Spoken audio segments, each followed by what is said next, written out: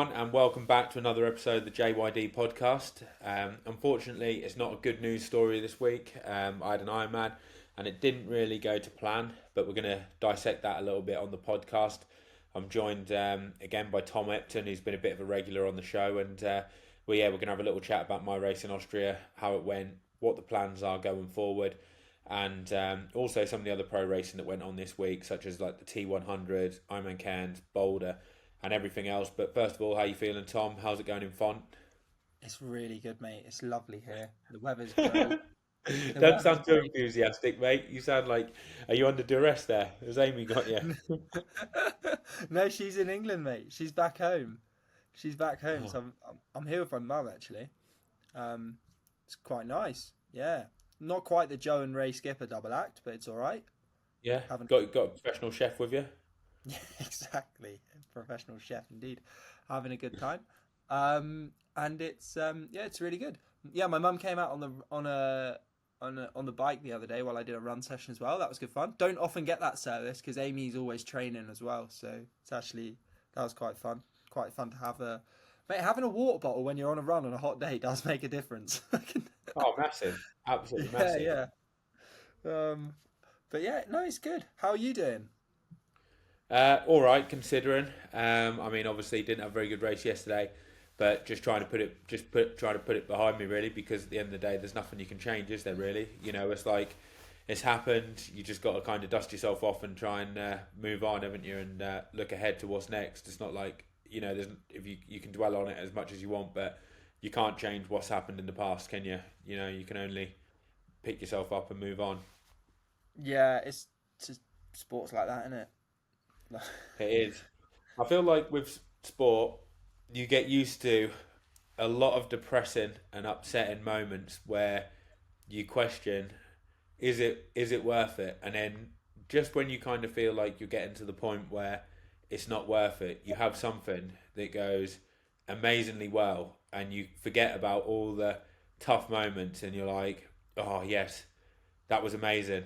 And then you're kind of like going again until you get that next fantastic feeling. And when you do get them fantastic feelings, they make everything seem like it was all worth it, and you're on like cloud nine. But you do get in between those like amazing feelings. There's a lot of downs, isn't there? And it's like you get used to basically disappointment and like moving on. I guess it definitely gets you kind of used to looking at the brighter side and always trying to take the positives out of things, because if you just focused on the negatives, you'd be very depressed, wouldn't you? It is true, and also I think the one thing that people don't always get is that you always hear athletes talking about it, and they say you got to take the highs and the lows as they come and that. But I think the thing that is underappreciated is that there are a lot more terrible days than good days. Oh, Like, definitely. A lot more. A lot more. so much Like, more bad days. So yeah. yeah, I think like what can you do? Like, so what happened then? You felt. Because I was watching you on the tracker and I thought you've had a decent swim. You got out of the water with a relatively decent gap to a guy who's a pretty good swimmer. Yeah, so basically it was a non-wetsuit swim. It was like during the week, it was actually surprisingly close to the cutoff. Like when we had the briefing, they were like, it's 21.9, which is like bang on, which was actually very surprising because the weather was like so hot leading into it. I thought before I got there, it was going to be about 23, 24 degrees, and it was like going to be all said and done non-wetsuit swim. And they were like, we'll make the call on race day. And then race morning, it was 22.2, so it was literally just slightly above, which was surprising because the last 2 days had been 30 degrees, like at boiling. But I knew it was going to be a non-wetsuit. I thought there's a very small chance, but it depends on what the race organisers like because of how close to the cutoff it had been. I was like, if they really want to make it a non-wetsuit, a wetsuit swim, they'll just put it down deeper in the water or something and just say, look, it's 21.9 still. So I was like not sure what it was going to be, but I thought 90% chance it's going to be non-wetsuit. But it was a wetsuit for the age groupers. But started off and I actually felt pretty good. Didn't get like swum over or anything like that. And yeah, got out of the water 6 minutes 30, something like that, down to Lucas Voigt, who's like basically the fastest swimmer in Ironman triathlon as a pro, isn't he? Like Oh, he's the top dog. there's a lot of people with that claim now, though, isn't there? There's Andy, there's Lucas Watt, there's Yeah, but Andy's quick, but he's not as quick as Lucas, is he? Come on. I don't know. You Don't know. think? Wow, Andy swam away from me pretty easy in the past. Yeah, but Uh, like Lucas is like doing like 43, 44 minutes, isn't he, in a wetsuit swim? He's like setting course records. The only guy I would say who Sam would has to touch ball him. Lucas, yeah, Sam Askey. I would say he's probably quicker than Lucas, but he's not racing as a pro, is he? But he No, would. I mean, he swam, I think, 2 minutes into Jamie Riddle at Cairns. that's crazy. But yeah, like that is. I would love to see him race as a pro, to be honest, because I think he could really add another dynamic in some of the races. Because some people that are super swimmers like that may be able to go with him, and then all of a sudden the front pack goes a bit slower because they haven't got the firepower, and then you almost get this like smaller elite group of like top swimmers that are out there like already like 2-3 minutes ahead. Um, but yeah, basically I got out the water, 6.5 down, and at about a k in 1,200 meters, you had this buoy where it went left and then left again. And I was actually, before we, just as we were coming up to them boys, I was actually able to move up in the pack, and it was this huge pack, which I hadn't been able to do in the past before. Normally, wherever I find myself, it's like that's where I am. And I was moving up, and then before I kind of got to the person that I was like focusing on, it kind of like split, but I managed to get on the front, and then I did like a turn for 800 meters to 1,000 meters on the front, and up until like the canal section that we get, and I was able to hold the group to about 20 seconds, 30 seconds, something like that, which I was really pleased of, because in the past when I've kind of like missed the pack and that, they've kind of pulled away, and I was swimming like a nice pace, but I wasn't like killing myself to do it, so I was like, oh, this is perfect. Like I've been feeling so good on the bike. Anyway, in the run, when I get through transition, I'll just put a big effort in. I'll kind of bridge up to them, and then just before we got to the canal, I did a bit of backstroke to let someone else go, because I knew the gap was like close enough, and I didn't want to be like leading like 2k of the swim. So then I was on the feet, and it felt really, really easy. We kept that group, and I got out 6:30. The back end of that group was 6 minutes, and probably the front of that group was probably 5.5 down. So that was like really good for me. Like considering it was a non-wetsuit in a lake swim, and I was able to work on the front. Like I was quite pleased, because it could have been a lot worse to Lucas. It could have been as bad as like 8 minutes or something like that. Yeah. But it wasn't like amazing, but it wasn't bad. I would say it was like average. It was like as good as I would have hoped without having a good swim. Like for me, a really good swim would have been getting out in that group and been like 5:45, 5:50 down. If I was 5:45 down to like Lucas in a non-wetsuit swim like that, that would be awesome. Because bearing in mind, Josh Lewis is a really good swimmer, isn't he? He lost 2 minutes to Lucas, I think two and a bit minutes, something like that. So Yeah, that there to was like people like that. there was a whole second group. I guess like one thing one thing that was interesting was the German guy that went with him that ended up winning.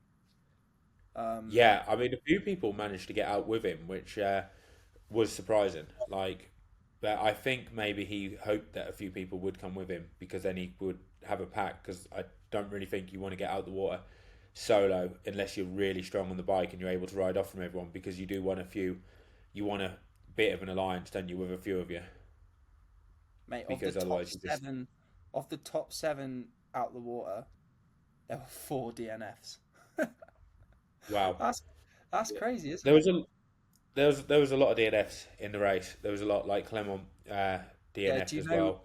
So there was a couple of big DNFs. There was also, I saw that Finn Orentz was racing and he didn't start because he got sick. Do you know what was going on? Because like Josh Lewis, Clement Mignon, Lucas Watt, Jason Pohl, Elliot Back, like lots of guys that you would expect to sort of do okay, and then you obviously didn't finish. Yeah, I mean, Someone in I the don't water. really know. Like, I mean, I got out the water.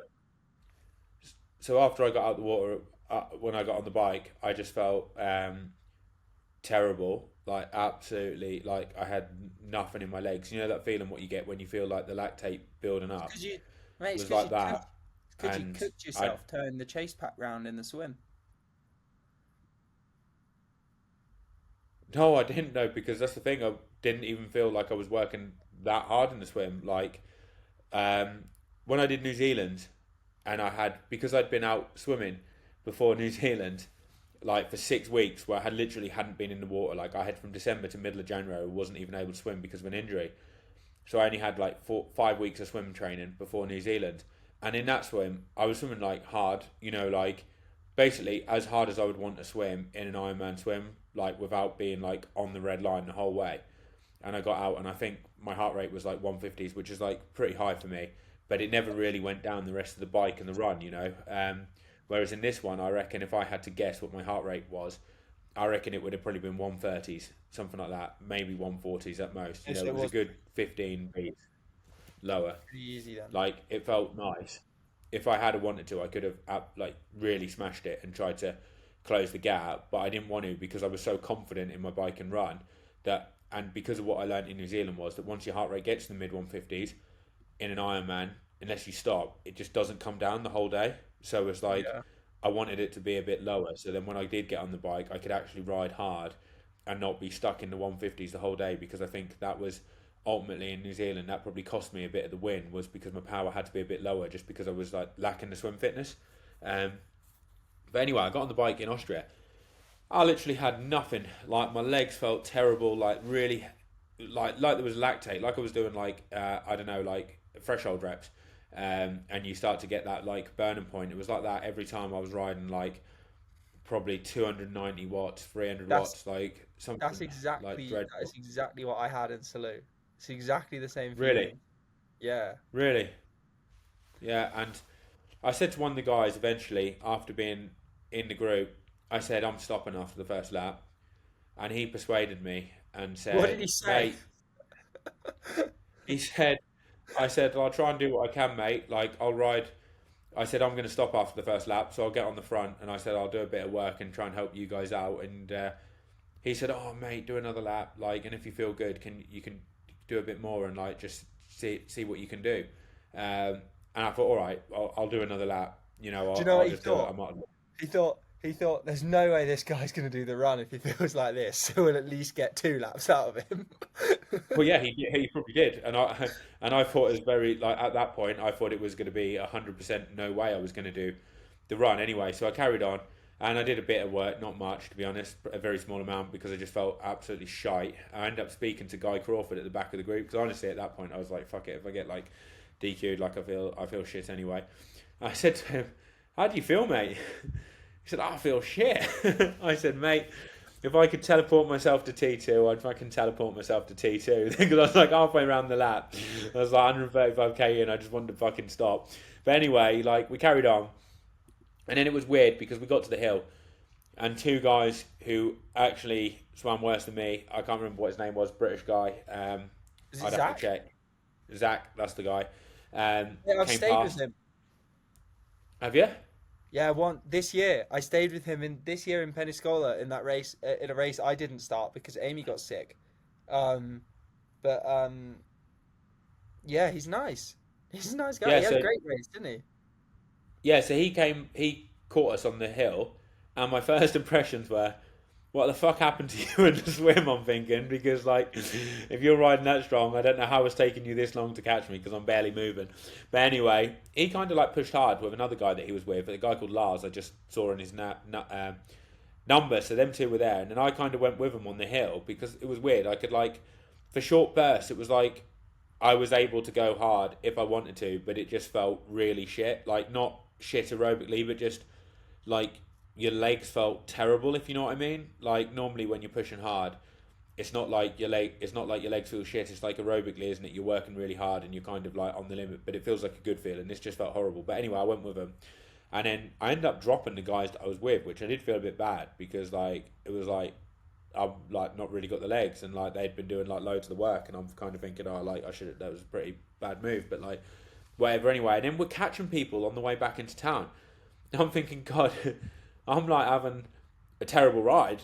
But actually, there's a lot of people, because you're trying to think of some of the positives, aren't you? There's actually a lot of people that are riding a lot worse than me. So I'm thinking, actually, like, potentially a result could be on the cards here, because you're always trying to think of the positives if you can, aren't you, in a race? I'm thinking, might be able to salvage something. So I'm like, right, I'm just going to sit on the back of this group, because I'm not going to do any work because I feel fucking dire. But I was thinking, it's hot, because I knew what the forecast was like, I knew what the temperature was going to be, but I don't feel hot because aerobically I've not been working that hard at all. I looked at my heart rate afterwards, it was like 120s, something like that. So it's like well within my like comfort zone, you know, like, and I think it topped out at like 135 for the ride, and it was down to some points like 110. So, you know, it was like I knew I wasn't hot, and I was like, this could be an advantage for me because my core body temperature won't have been hot. We're out there for 8 hours. I knew there was going to be a lot of blow ups in front of me because some people would have been riding too hard and they just won't cool down. So I was like, right, I'm going to start the run and I'm just going to see how I feel. And in the past, when I've had some bad rides, where when I say bad, they felt a bit different. Like there's feeling bad and then there's feeling like you've got nothing in the tanks as well. Do you know what I mean? Like Yeah. almost like you're like not just a bad day. It's almost like there's obviously something else that's impacting you. This is more than just feeling a bit off on the day. But anyway, I thought I'll start the run. I'll see what happens. If I feel good on the run, then I'm just gonna go for it. Fuck it. Like I'm all in. Like, and then let's just see. But I ran through transition, got my shoes on, and I felt terrible running, just really empty. I started the run and I just felt drained, like empty, and like I didn't feel any better than I did on the bike. And I thought I'm not going to carry on because I know how this is going to go. Like there's obviously something but big that's impacted me because I wouldn't feel this bad if there wasn't. And I know in the lead up to the race, I felt amazing. Like every day since I've been here, I felt fantastic. But I do feel bunged up now. I don't know if you can hear it in my voice, but like Yeah. I definitely like don't like my nose is all completely blocked and everything. So I think I definitely had something. What I had, I don't know. Like it, and maybe it could be from like the altitude. Some people said, oh, sometimes you can get that like from coming like not getting the timing right with altitude or something. But it could be that. It could be a bit of illness. But all I know is that there was something definitely not right because you know that ride that I did with you, where we went up. Was it La Molina and then we dropped down the other side and then we came back up. I think I averaged like the same power on that ride as what I did yesterday, and I normalized it was on that ride. I normalized the same watts I did in Salou. yeah exactly. So like that just shows you that there's definitely something up. And on Tuesday when I rode around the course, you know that ride that you commented on my Strava, and Oh yeah, yeah. that was actually the same power. That was the same power as what I averaged for the race, and I was holding myself back on that, like, and it was But you've just an done a full. absolute cruise. And I remember saying to my dad, "What's that?" You've done a full Rasmus. You've you've Rasmus Yeah, it was. censored. Yeah, but the thing is, that was like 120 beats per minute, so it wasn't even like a hard ride. It wasn't like I was riding 300, 310 watts. It was just I was riding like zone two, and just but then just had nothing on race day. And it was like that day I was holding myself back. And I remember saying to Techno and my dad after I finished, I was like, wow, if I feel I could have done the race today. Like if I feel like that on race day, I'm laughing. And yeah, it was just very disappointing because I was going really well, train had gone well, taper had gone fantastic, and then to just feel like that. And I do feel like it was definitely not a bad day, just a bad day. I think there was something else wrong. I think, to be honest, like it's probably a bit of illness or something because I've not really felt like that. But it just feels like it's hard to catch a break sometimes. You know, like it feels like there's one thing after the next, and then you kind of have like one good race, and like your training goes really well, and you kind of got a bit high expectations going into another race, and then something else comes up and impacts it, and it's just like, oh, for fuck's sake, like all I want to do is just feel like a good day, just to be on a good day. Do you know what I mean? Like if I'd have been on a good day, felt like, you know, push some good numbers that I know I can do, not necessarily exceptional for myself, but just like a normal good day, then I'd be happy with the outcome, you know. And if I got beaten and I was like, I don't know, say I was seventh or something like that, and 6 people beat me, whatever. Like at least I felt like I had a good day, and there was other people that were better than you on the day. But to just get to a race and to just feel awful like that when you put so much into it is very demoralising. Like, and I wish I had another race this weekend. That's the one bad thing I think about triathlon sometimes is you have to wait so long before you get another chance, and you just stew on it, don't you? But I'm just trying to keep focused and just concentrate on like Roth now. You know, I'm just took today off to kind of like refocus and just to you know, a bit of a break, because I think mentally you're obviously very disappointed afterwards, you know, aren't you? And you want a bit of a break, but then tomorrow onwards, just focusing on challenge Roth and doing the best I can before that race and hopefully have a good one. The only good thing about going into Chandler Roth is it seems like all the big names that are racing that race seem like they've had some absolute shockers. So I think it's going to be like very interesting. Yeah, it's the redemption. It's the redemption race for everyone, isn't it? That's what it is. Yeah, it is literally like a redemption race for everyone. But yeah, I mean, who knows how everyone else is going? I mean, only they know. But like maybe they've had some good days in training and other factors have happened. I do think one thing now though is I do seem to like pick up these like illnesses a lot more. Like and have stuff like that. Whereas I mean the amount of races that I've like felt like I've got ill literally just before on the day. It's just like for fuck's sake, it never used to happen. It's my worst nightmare. Like it always Yeah, seems to happen as well. Yeah. and you said about like there was a lot of people. Do you know anything that happened? Like I haven't spoke to some of them. I know Josh Lewis said that the heat got to him and like he wasn't going to walk 10k in the heat for nothing. I don't know what happened with Clement. But like we were staying at like the hotel, and I normally avoid buffets all the time. Like I never go there, and I only went to the hotel like I think the first night I stayed there was Friday, and there's Saturday, and then like obviously the race was on Sunday, and I had the buffet food Friday night, Saturday morning. Saturday night I didn't, and it could have been something from a buffet. Normally I avoid them like the plague. I don't do them before a race because you've got all these people that have been in contact with loads of people flying in all over the place from around the world, travelling all in, and just the amount of contacts that people have had, it just massively increases your risk. And that's the only thing I can kind of like put it down to is if it could have been that, or it could have been the altitude, or I don't know. I don't think it was just a bad day because I've had bad days before, and that was not just a bad day.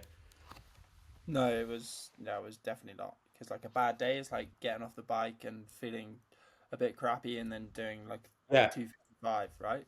It's like that's and like a being normal. able to being like 10 watts, 15 watts down is like a bad day, isn't it? Say you've been averaging like 300 to 310 normally in an Ironman, and you're in as good a shape, if not better. You average 290, 285, and you feel a bit crappy, like you say. But you're able to carry it on, and at least with the intentions of like seeing how the run goes, but not just feeling terrible. Because it wasn't like I'd even pushed it hard. I'd literally just rode at 260 watts, so like I shouldn't feel that bad getting off the bike. You know what I mean? Like it's Like an Ironman, easy. It's like a like a Pro simple ride Series, for me. like a Pro Series 70.3, mate. 260 watts. What's that? Like a Pro Series 70.3. 260? Yeah, 260 in the front That pack. was 260, mate. So there's loads of other races on. Yeah, There's if I was like out the water in the front pack, it would be like a Pro Series 70.3. Yeah. right. There's been loads of other racing as well.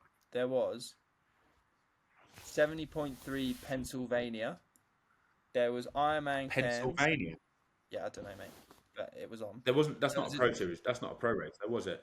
yeah, it's pro race. Lydia Russell in first, Chelsea Sodaro in second, and Jeannie Metzler in third. Really? Was Do you that a know women's who? only race? Yeah,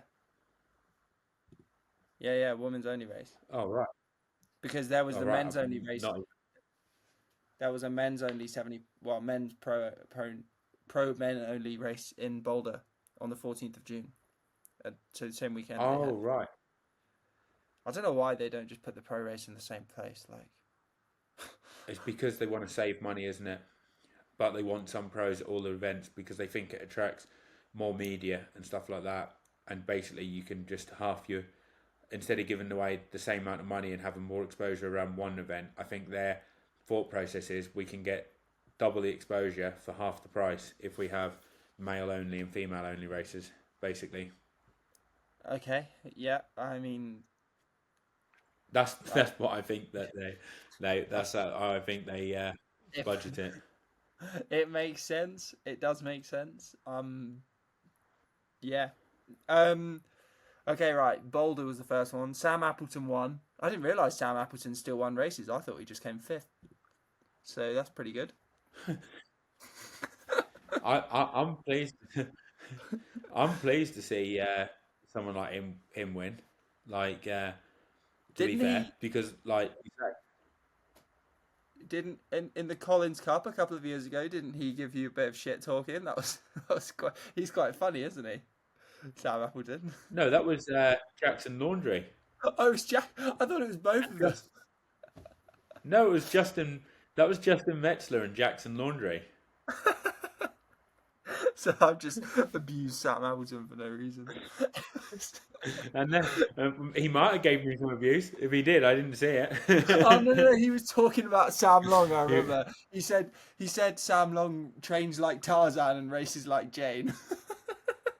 Oh, that was him and Josh. That was him and Josh Amberger when they had to have a chat, and they were talking about like training in Boulder, weren't they? Like Sam was, and like Josh was like, "Oh yeah, like he goes up left hand canyon or something, weren't they?" And like, yeah, man, yeah, he trains like Tarzan and races like Jane.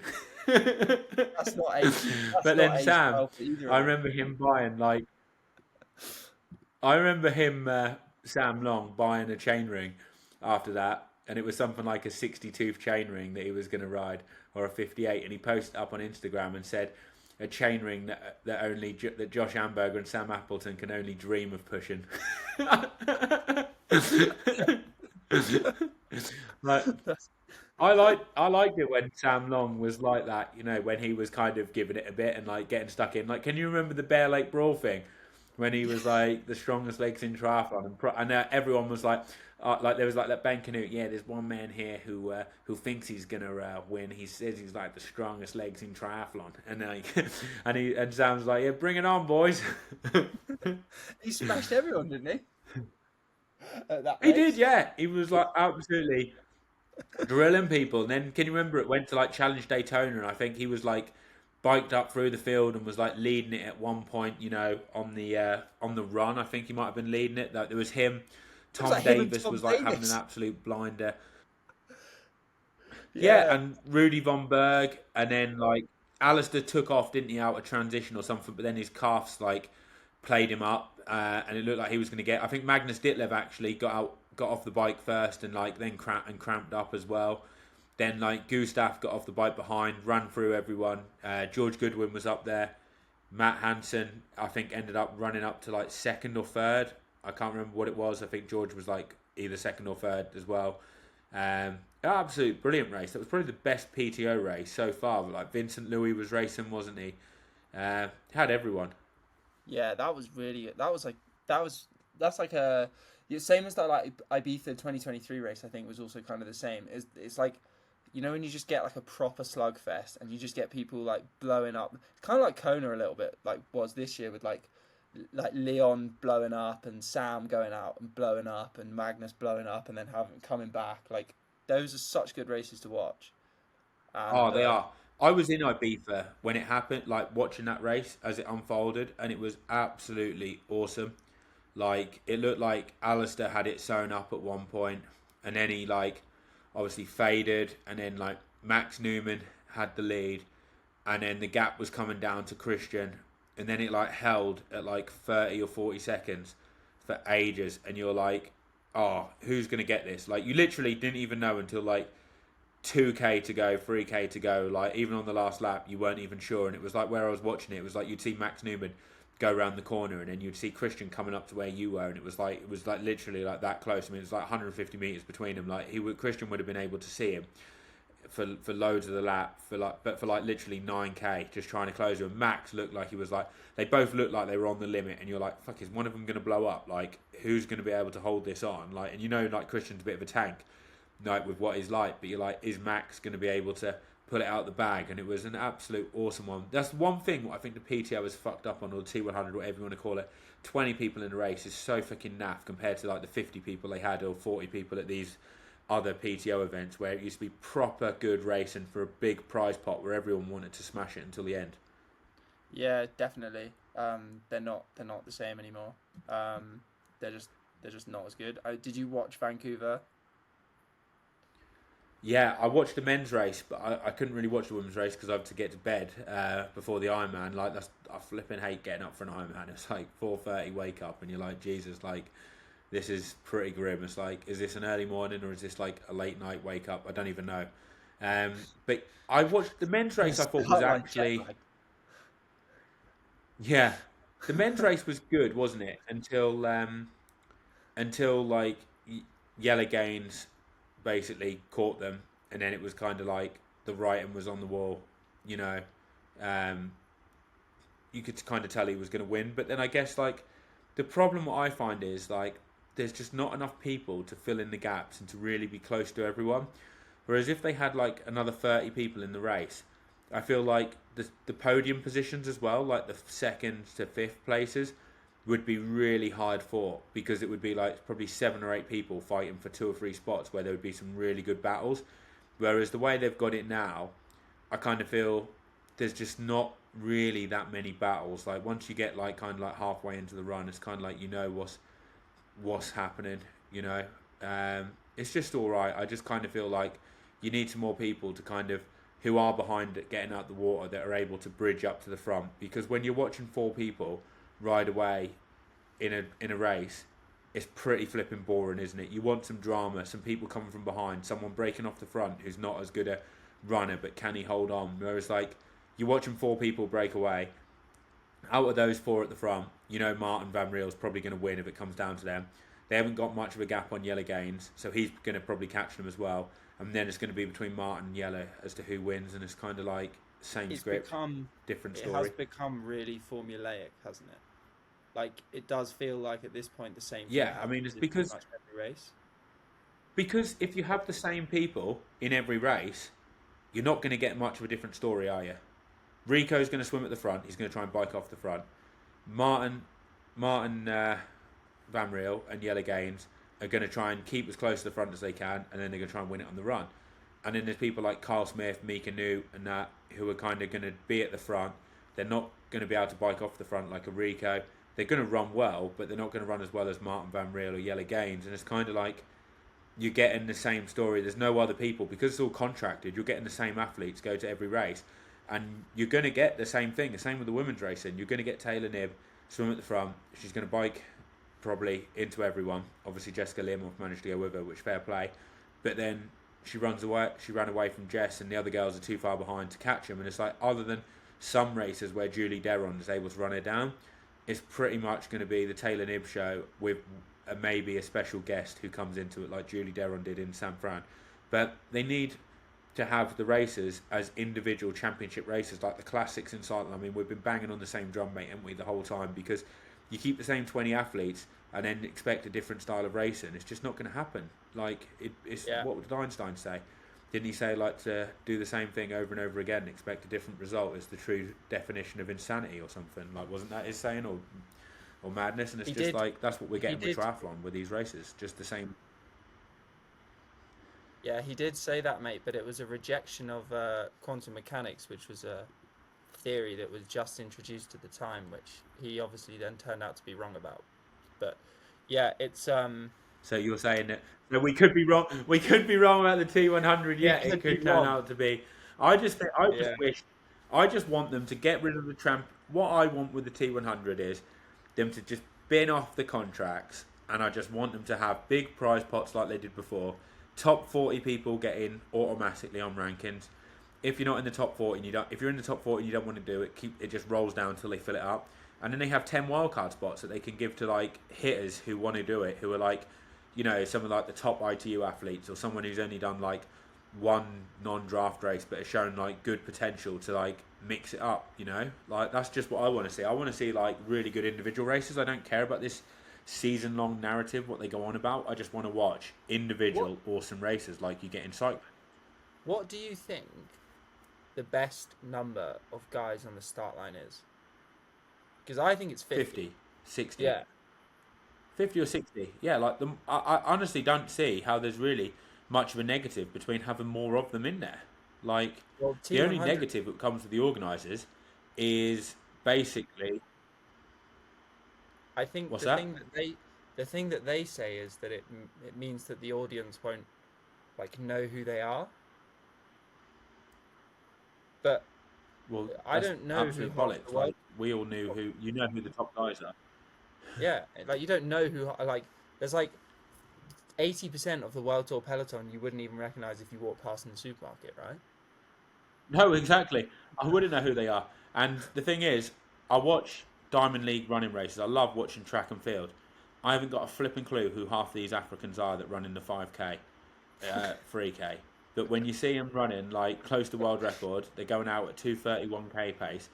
I watch it because they're incredible athletes and I want to see some amazing races. I don't really care that I don't know who their mum is, who their wife is, and what they're like doing on their day off. Do you know what I mean? Like, I'm watching them because I want to see them smash a race.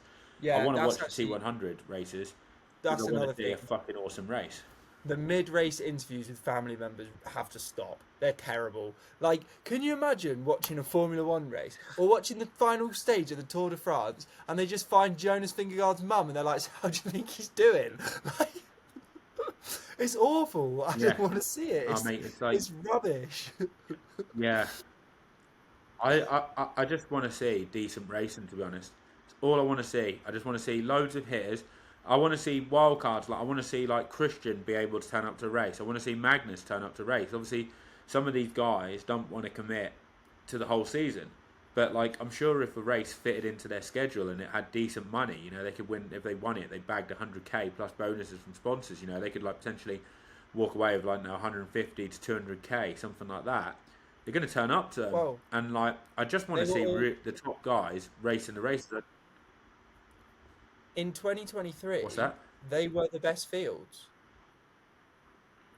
They were, Those yeah. T100 And races. I, They were I the think best. the problem with the contract is if you're not having a good race and there's only 20 people and the money isn't that great each individual race, you give up, don't you, really? Because if you look at the prize money for a T100 race, if you're finishing in 10th or below, it's not that great. So it's like, what's the incentive to really carry on fighting and to like keep pushing? Whereas when they had the old T100 races or PTO races, I think on some of them at the start, even if you finished like 10th, I think you got like 15, 20K, something like that. You know, it was like as much as what you'd get for winning a normal Ironman event, you know, or 70.3. So it actually encouraged people to like fight for, you know, for the minor position. So it was like full gas for everyone, you know, whereas it's not really now, is it? Like they even said on the commentary, Morgan Pearson was in like, I don't know, 6th or 7th place in San Fran. He knew he wasn't going to catch the person in front, so he eased off and said he wanted to get back into training quicker. It's like, really, you're in 6th place. Like, there should be people that are hunting you down, and you should be close enough, be able to like be. If you're in 6th place and you had 50 people, I'm sure you wouldn't be a million miles away from like a podium position. Well, it's And I think another that would reason. make it a lot more exciting. And also, It's another reason the Formula One comparison doesn't work. It really winds me up when they sort no, of and have also, to think like we're going to model it on Formula One. But it's not Formula One because Formula One drivers don't have to run a half marathon at the end of their race, so they can, you know, they don't save themselves because you can recover between a Formula One race. Like obviously it's very physically hard, but it's different, and in the way that cycling is as well. You can race more cycling races back to back than you can triathlons, obviously. And the other thing is, it's not Formula One because having 20 Formula One cars driving at 250 miles an hour is interesting to watch. Having 20 triathletes riding at 25 miles an hour isn't. no, like, exactly. And also, if you had more people like Morgan Pearson would then find themselves in pace lines that are actually closer to and he would be getting off the bike closer to the front. And if he kind of got off yeah, the bike 2.5 minutes down, and he was motivated, you could actually see him with his half marathon PB, and like if he was actually motivated, potentially catching him. But what's happening? He's just getting binned, and then he's ending up finding himself in no man's land. So obviously he's losing a lot more time than what he would necessarily lose if he was in a group. I mean, yeah. So He had yeah. he had Anyway, that's a he had a T100. great run. He had a great run in where were they? Vancouver. But Fastest swim, fastest run. yeah, I know. Maybe he just needs to So go to the winter. yeah, Less zone 2, mate. More zone 3, maybe. I reckon Yeah, that he probably pushes pretty good numbers, but he's just not that dialed in compared to the others. I reckon. yeah. I think that's probably it because he I has think done. once he gets his bike sorted, he's going to easily save 2 minutes over 80K. He's going to find not too much bother, and then he's going to be a real threat for the wins. And like I kind of feel like Martin and Yellow Gaines are going to have themselves a flipping handful if he starts getting off the bike within a minute and a half of them The old school over Jason West. 18K. Old school Jason West. He ran a minute faster than Jason West, who ran I wish slower than Jason Jason. West was in the form that he was in before, because that was exciting watching him tear it through a field. Yeah, I know, mate. He's just not been. He's not been on it, has he? Don't know what he's been doing. Get back Just to going for a bad bad patch, I think. But hopefully next year he'll be back on it. Yeah. And then the women's race was, well, in the men's race it was Jelle Geens that won, Martin Van Riel was second, and Mika Newt was third. I love the Mika Newt taking his hair out before he crosses the finish line thing. Always makes me laugh. Why does he do that? I don't know, mate. If you had hair like that, you'd take it out, wouldn't you? You'd show it off, you know? No, I don't want hair like that. Like, Taylor Knibb won the women's race by miles. She rode like several minutes into everyone other than Jess Learmonth, and then she ran several minutes into Jess Learmonth, which, like, obviously it is physically super impressive and crazy performance, but God, it's boring, isn't it? yeah, exactly. You've literally summed it up like perfectly. Yeah, I like, couldn't have said it any better. yeah, like crazy, well done, like Taylor, super impressive. But if like all of the other women could like ride a bit faster, it'd probably make the races better.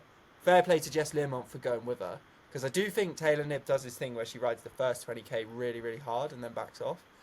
And, you could tell because she doesn't put the time into the others, and everyone normally fades in the back half one. But it would be easy for the girls to know, wouldn't it?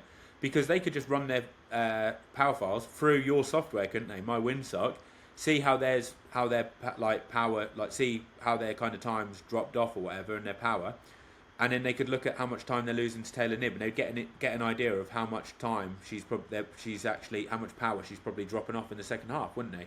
Well, if any of the women in the T100 races want to contact me for some detailed analysis work, I work at very reasonable £500 a day, so they can do so. Jess, £500 a day. Fucking hell, mate, mate! They'll be buying my Windsock subscription for a fraction of that.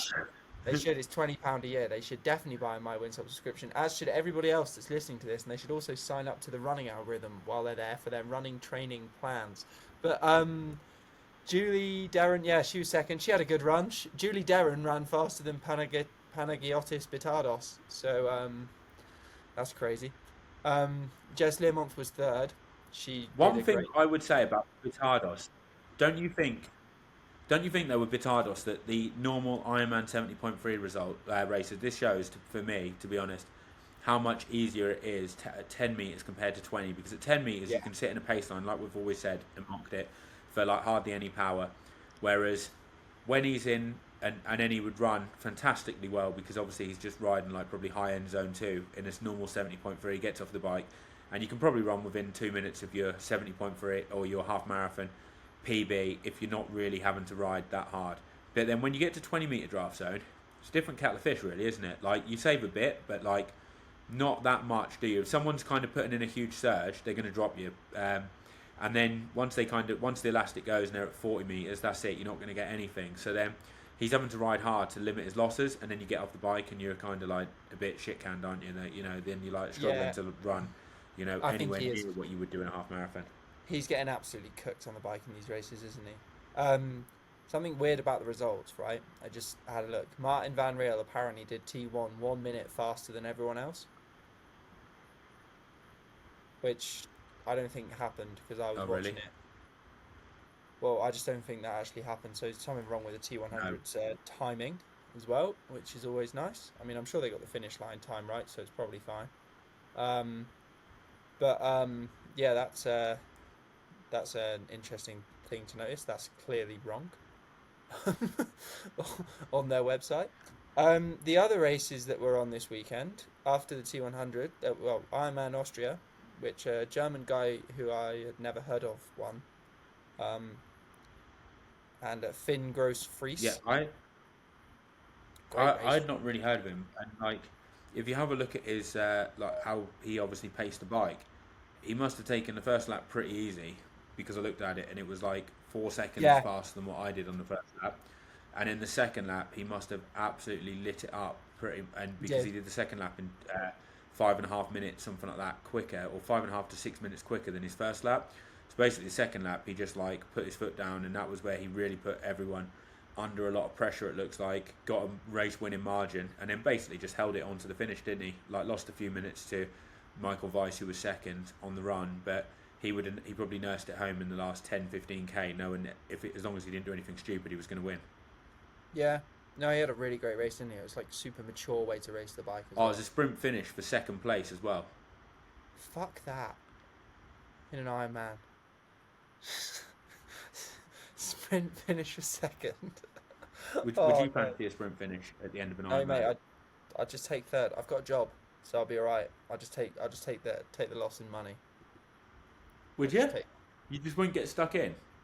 Oh, mate, I'd give it a go, but I don't think there'd be a lot left. I haven't got much of a sprint without doing an Ironman first, so I can't imagine it'll be too impressive. But I don't feel like you need that good a sprint to do well in a sprint finish in an Ironman because everyone's just gassed. Like, I kind of like almost got in kind of like a sprint finish in New Zealand against Jack Moody, and I had a little look at my like fastest 400, and I think it was only something like 75 seconds, like which isn't that fast, but like you're just so gassed at the end. It's just like whatever you've got left, really. Yeah, I'm not sure I'll be dropping a 75 lap at the end of an Ironman. It's pretty hard. It's pretty fast. There was also Ironman Felt Cairns. like I was running like 60 seconds for like 400 pace. Like I literally almost hit my max heart rate, and then I'm like, oh, it's only 5 minute mile in. It's like pretty poor show, isn't it? But it just goes to show how cooked you are. Yeah, I couldn't imagine the feeling in my legs the following day after doing that. Probably not good. There was Ironman Cairns. All right, so Ironman Cairns. What did you think of this race? Well, most of my watching it was on the Pro Try News Instagram rather than watching the live stream because of the time of day and stuff. But because it picked out the best bits, so I didn't have to watch 9 hours. Yeah, I thought Sam Askey-Doran had a fantastic swim in the age group race. And that, yeah, I before this race, I thought Nick Thompson was going to win. And I was quite, like, looking forward to a Nick Thompson win because do you follow him on Instagram? He's quite good. Is he? Yeah, he's pretty funny on Instagram. But yeah, I think Matt Your mate Marquardt won? had cramp. Yeah, my favourite American triathlete, Prince Charming, won. Well, he's like you. He's just a hard working, down to earth, normal guy like you. Like you two are from the same peas from the same pod, mate. You know, like you both work, you both put the graft in, you both committed athletes. Yeah. I've never been on a cruise. And he is a doctor, if you didn't know. Yeah, he does. He does also train around his studies as a doctor. He had cramp coming out into T1, didn't he? And I saw that, and then I heard him speaking in an interview. I can't remember who with, but he said that he just kind of felt a bit bad at the start of the bike because of his cramp, and then got into it, and then that was it really. I really thought that like Nick Thompson was think? like. Yeah, sorry. What do I think? Well, sorry. What do you think though? While talking about Matt Marquardt, what do you think about his cruise ship escapades? For like people that don't know this, I think he went on a cruise was it 4 weeks ago, probably something like that, for a week maybe, and he took his bike, his turbo trainer, and everything. Like, what do you think of that? Because obviously, you can say now it looks like it obviously paid dividends for him. You know, will you be doing that? I would have just picked a different holiday, mate. I just would have just not done the cruise. Right, cruises aren't that good anyway, and if you're a triathlete, they're even worse.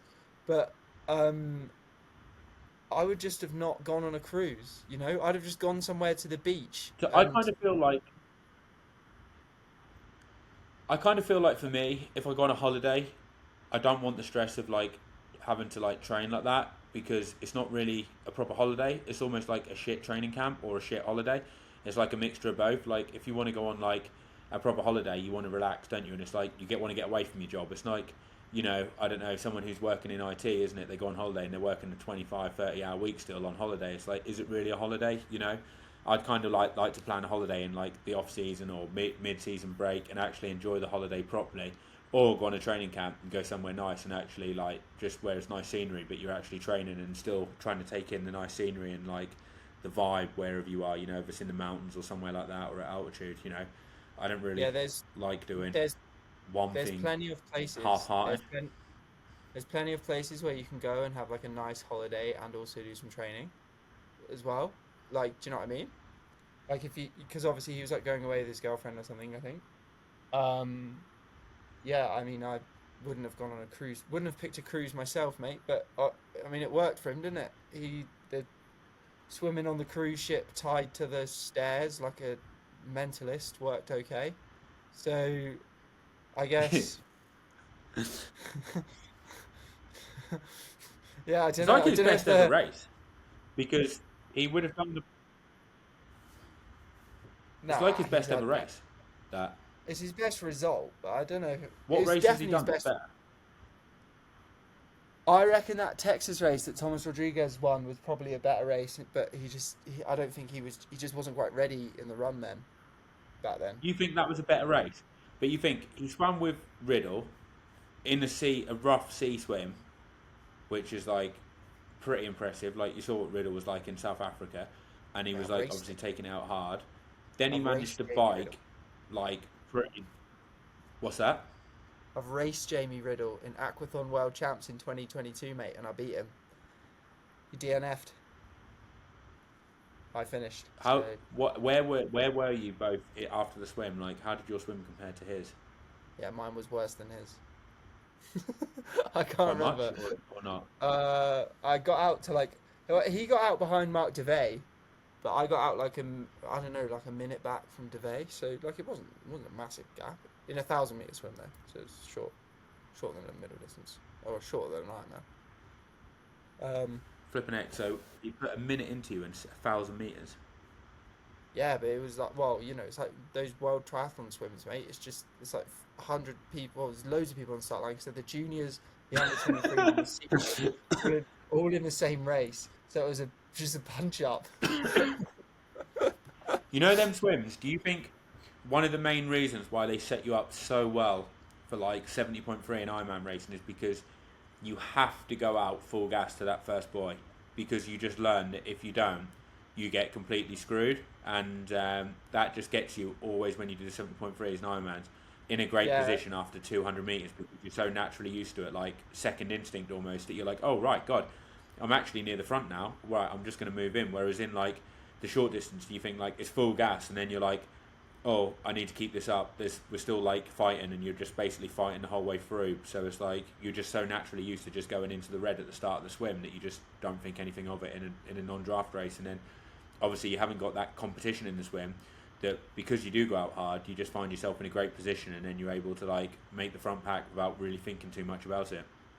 Yeah, the thing is, my hardest swims have definitely been in 70.3s though, because if you get in a position where you're isolated, or you're on your own, or you're in a small group or whatever, and the pace is on in the small group, it's actually really hard. Whereas in a bigger race, like it's more physical in the sense that there's like other guys that, you know, you never get your own space in the water and you're getting smacked in the head and stuff, but it's like it's way less, like it's less metabolically hard. You're not really doing like a really hard swim effort. Well, you are, but it's kind of, it's a lot shorter. Whereas a 70.3 a 70.3 swim can be really hard.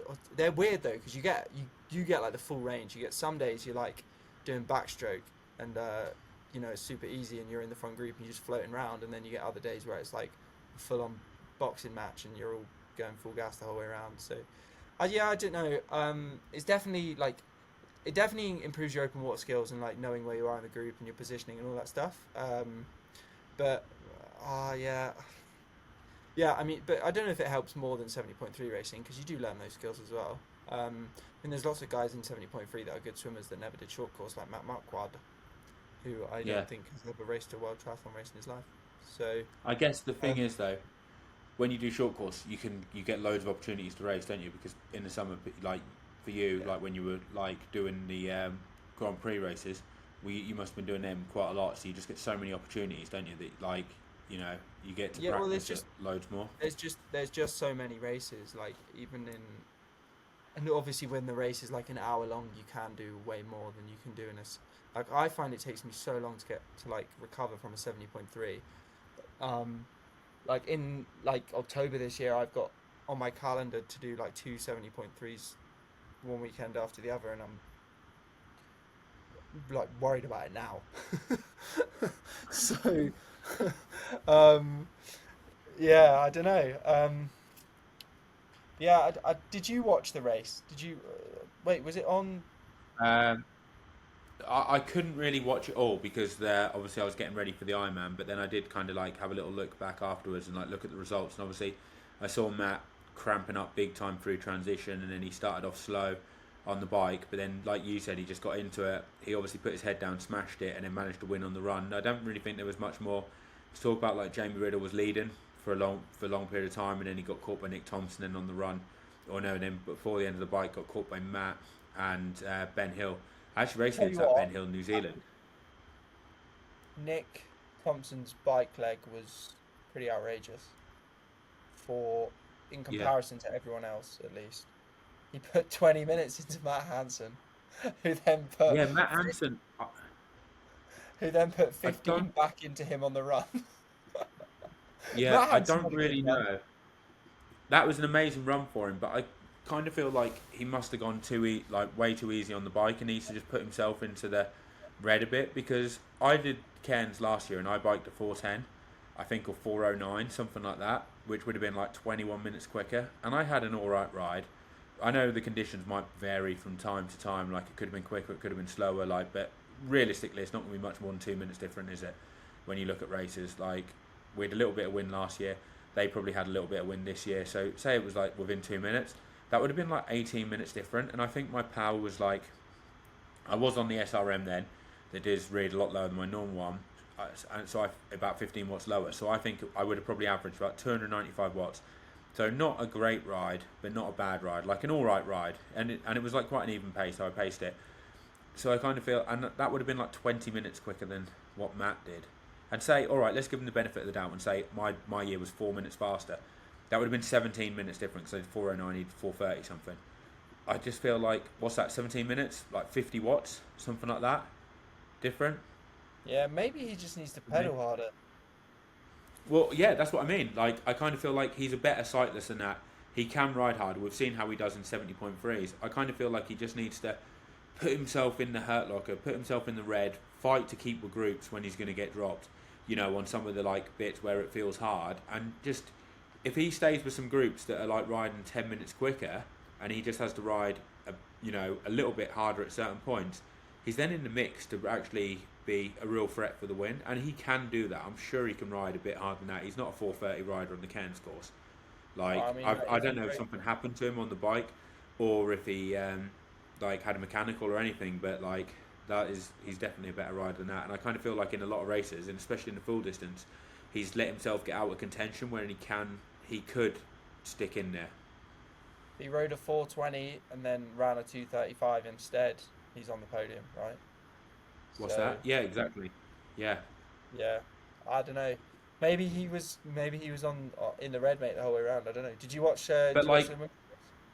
Saw I mean, but Jackie just going Herring run? back to him though, before that, like, even if say he got like popped, he would have had Matt Marquardt come past him at a certain bit, and you would think to himself like, he could have used Matt to tow him up to a group, because he might have only needed to stay with him for 20 minutes, 30 minutes, and then he could have got himself back up into contention with a group, and then let Matt go and just sit on the back of the group and just save his energy. It's 10 metre drive zone, mate. If you're in a group of 5 or 6, you're saving a lot of power doing that, you know.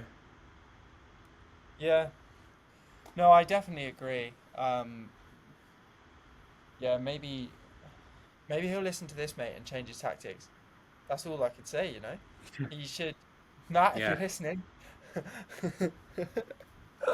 you can stay on those give it groups, some mate. gas. Give it some gas on the bike. Yeah, Jackie Herring won the women's race. Like, pretty pleased. Like, she does do quite a lot of racing, doesn't she? She was in Hamburg not that long ago. Now she's flipping Yeah, in like Cairns, the other side of the world, like smashing it. Like, Jesus. I don't know if she'd always planned to go to Cairns. I don't think she had. I think she had that. Mate, do you see what happened to her in Hamburg? She got a flat tire because some Extinction Rebellion supporters put glass on the course or something. No, is it Yeah, yeah, seriously? yeah. That was it. So Oh, yeah, bit of a nightmare in it really for her. did they do that on purpose to try and shut the race down? Those Extinction Rebellion people then, or was it I just don't know like if they it were was doing? Extinction Rebellion specifically or if it was an Extinction Rebellion adjacent German group, but they were environmental activists and they did put puncture puncture causing materials down on the course in Hamburg, and I believe Jackie Herring was a victim of that along with a couple of age groupers.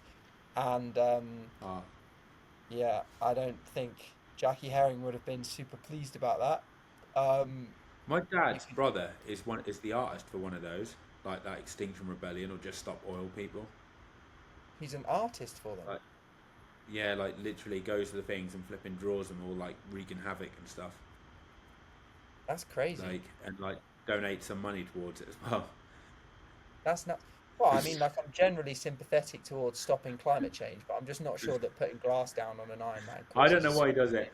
I don't know why he's like part of it and stuff like that. There's no reflection on my beliefs. I find it crazy that he actually is involved in all that. Like it's just like what's like whatever. Like if that's what you want to do, that's what you want to do. He's not going to listen to this anyway. But like yeah, I just think it's fucking nuts. Like if they were them lot were throwing like glass on the road and I end up getting a punch from it, I'd be fucking fuming. Like I'd be absolutely livid. Like It's more that it's also just dangerous. Like when you're in those races, you're riding really fast, and a blowout on a TT bike at 55k an hour can do a lot of damage. So it's oh just yeah, that would be horrendous. yeah, it's pretty unpleasant way to behave just in general, really, isn't it? Like you put someone Oh, at they're real. just like idiots, aren't they? Though, like they block off roads and stuff, and there's people that have got genuine emergencies and stuff. Like you've seen some of the videos on like online that you get, and they just won't let them through, will they? Like, like There is no emergency greater than trying to close the gap to Cap Matthews and Laura Phillip in an Ironman. that was a full-on emergency. It was like she was like full gas. She was Yeah, like not even in a car. She was saving the climate like they want to, and then they stop yeah, her. It's she like, was. Yeah, what do you want her to she's do? she's on a bike. What more do they want? Like, Yeah. I mean, she might have taken a transatlantic flight to get there, but we'll ignore that part. Moving on, 70.3 Boulder. What did you think? Um, well, Trevor Foley had. Well, there was two stories. Sam Appleton won a race for the first time in a while. I can't remember the last time he won a race, but I'm going to look now because I don't want to do him a. He's my inspiration, mate. Yeah, I already said something mean about him earlier as a joke.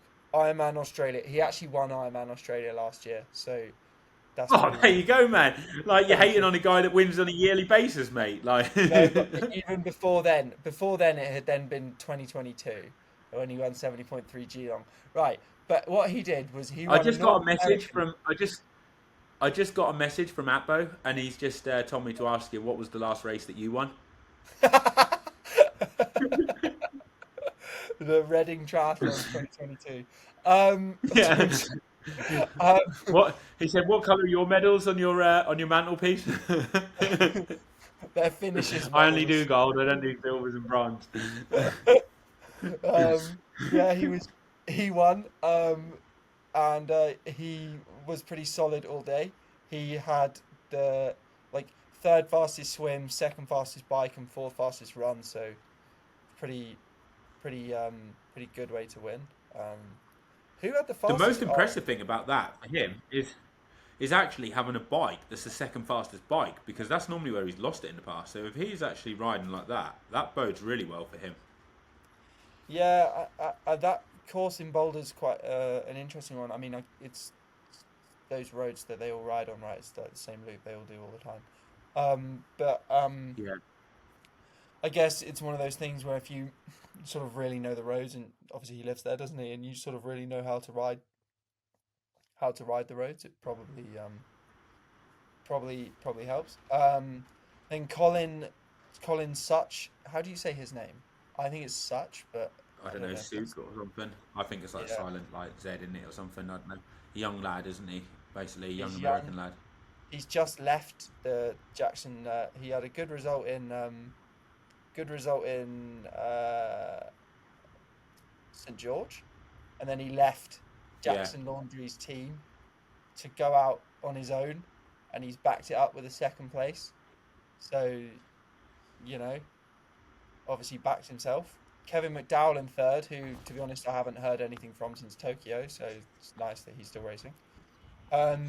He was chasing, that guy was chasing Colin down in St George, who finished 4th place.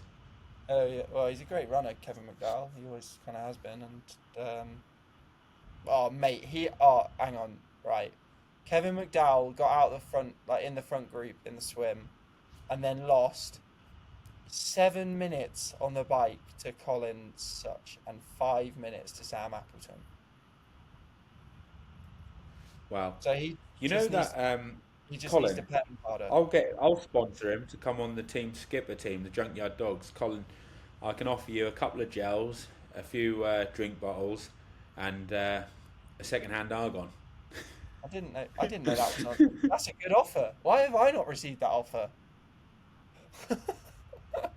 Well, once you start showing some commitment to the cause, mate, and you enter an Ironman and you do a proper full distance race and you complete it, I'll put the chips on the table, mate, and the offer will be there for you. But I want to see you not playing around with the kids races and actually enter a proper one, full 70 for full Ironman, mate, not like the half distance. Colin Such has done an Ironman, so I'm wrong. I was about to say... Yeah, I raced him in New Zealand, mate. I raced him in New Zealand. Mate, so what, did he just leave school and start doing Ironmans? Like, I suppose he's like 21. Yeah, mate. But it's a proper race, isn't it? He's not interested in fun runs. Like I said to you before, where when you go to a race and you start turning up, there's the 10K race, there's the fun run, what's like 2 miles and stuff.